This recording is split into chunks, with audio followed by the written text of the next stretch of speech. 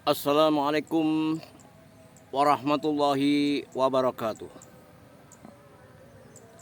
Awas, jangan sekali-kali mengunci masjid.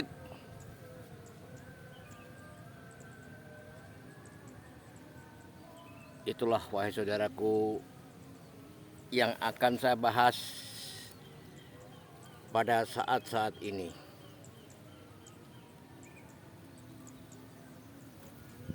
Wahai saudaraku kaum muslimin dimanapun Anda berada, ingat, jangan sekali-kali Anda mengunci masjid. Karena apa? Masjid adalah rumah Allah, dan tamu Allah akan datang kapanpun dan jam berapapun. Itulah saudaraku.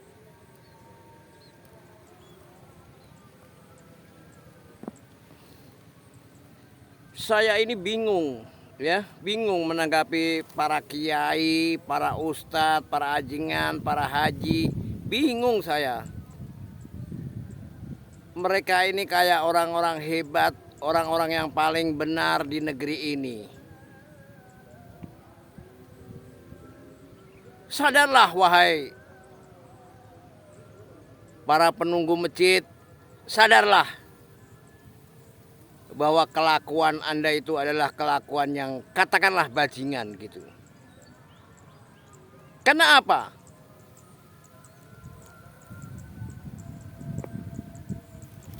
Karena masjid itu adalah rumah Allah, dan tamu Allah akan datang kapanpun dan jam berapapun. Itulah wahai saudaraku.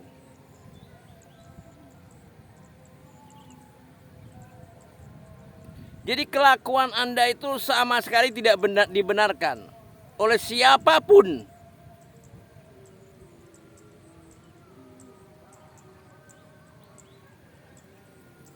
Khususnya di kota-kota besar. Kalau ini dibiarkan terus-menerus, akhirnya merambat ke pelosok-pelosok negeri ini. Betul-betul terlalu Anda itu. Anda sebagai penyeru agama, garda terdepan, seharusnya Anda itu bersikap yang bijaksana. Bijaksana.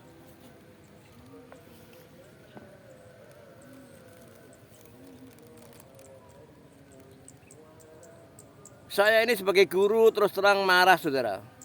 Marah. Bukan marah didasarkan emosi, tidak. Marah demi menegakkan kebenaran agama Islam.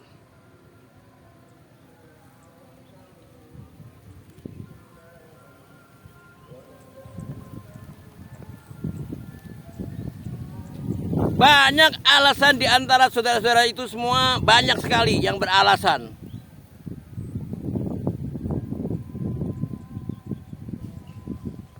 Terus terang alasan itu semua tidak kepake, saudara.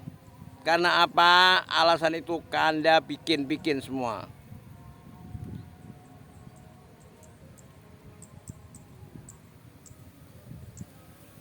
Habis sholat duhur, masjid Anda kunci. Habis sholat asar, masjid Anda kunci. Begitu seterusnya.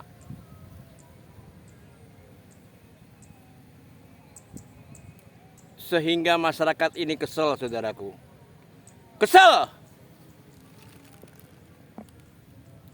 Lagunya kayak orang yang paling bersih di negeri ini. Sok mengurus masjid.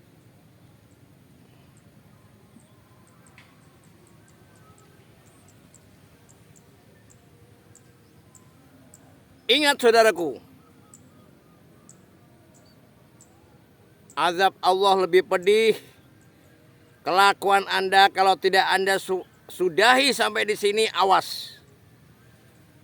Lihat nanti azab daripada Allah Subhanahu wa taala.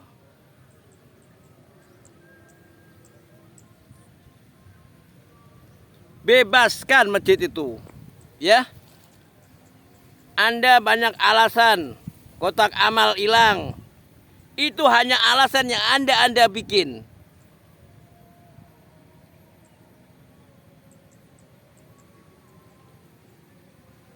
Wahai saudaraku, kalau Anda tidak banyak peraturan tentang masjid ini, ya, masjid itu akan ramai, saudara. Ramai. Karena Anda banyakkan peraturan, jadi warga, masyarakat itu malas untuk datang ke masjid. Itulah saudaraku. Orang datang ke masjid tidak harus sholat, ya, tidak harus sholat. Biarin mereka menata hidupnya, tiduran di masjid, nongkrong di masjid, silahkan. Anda pernah membaca nggak sejarah?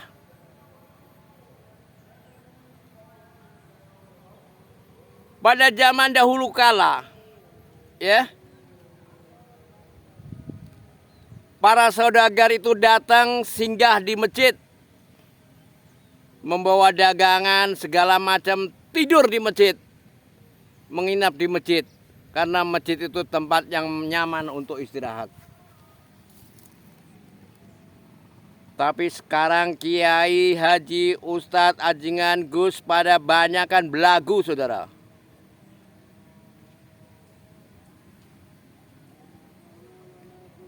Memangnya kenapa masjid nggak boleh tidur? Silahkan tidur di masjid.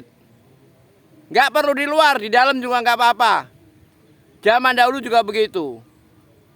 Silahkan mau tidur di masjid.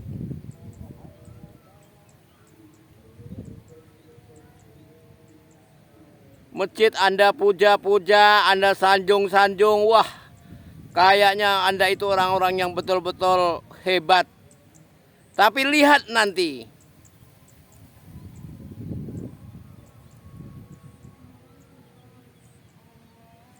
Jadi kota amal Itang itu hanya Anda besar-besarkan. Anda besar-besarkan. Coba. Sekarang Anda rubah. Bebaskan masyarakat untuk masuk ke masjid. Gak usah banyak peraturan. Silahkan. Mau tidur di masjid, silahkan. Mau nongkrong di masjid, silahkan. Sehingga kalau masjid itu rame, maka kota amal akan terjaga. Dan kota amal akan terisi lebih banyak daripada sekarang-sekarang ini. Buktikan kalau tidak percaya. Buktikan.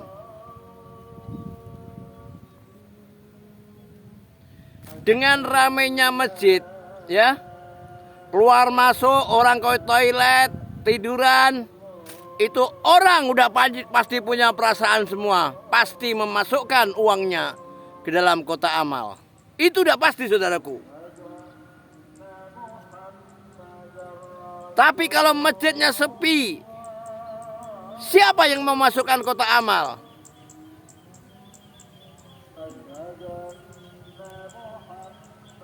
Ingat wahai saudaraku.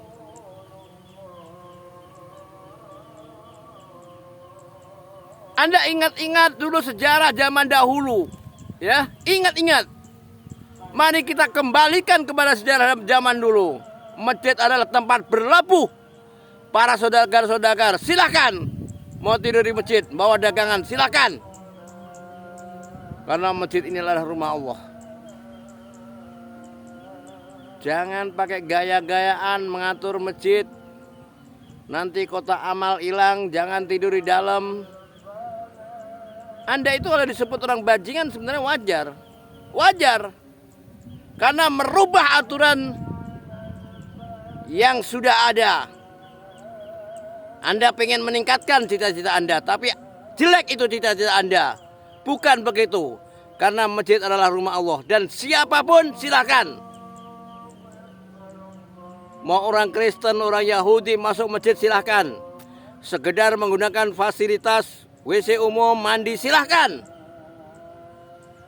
Yang membayar listrik bukan Anda, saudaraku. Ya, bukan Anda. Orang Islam itu harus banyak menolong sesama. Nolong semama saudara-saudara kita. Buat apa Anda sholat? Gak ada gunanya Anda sholat.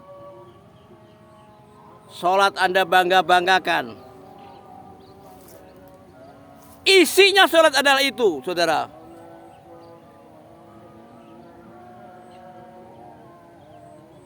Jangan pikir kalau Anda sudah sholat itu udah hebat, sudah paling bagus di negeri ini, di dunia ini. Astagfirullahaladzim. Saya sebagai guru istighfar, saudara. Anda bangga-banggakan sholat Anda. La haula wala quwata illa billahil azim.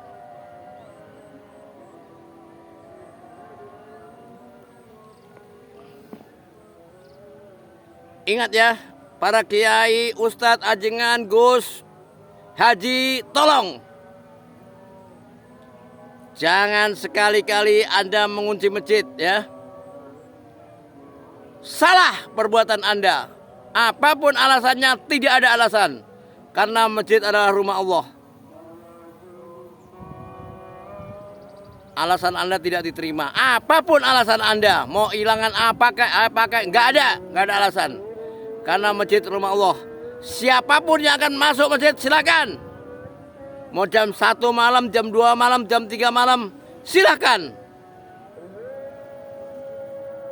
Itulah wahai saudara-saudaraku yang kami hormati di seluruh dunia ini.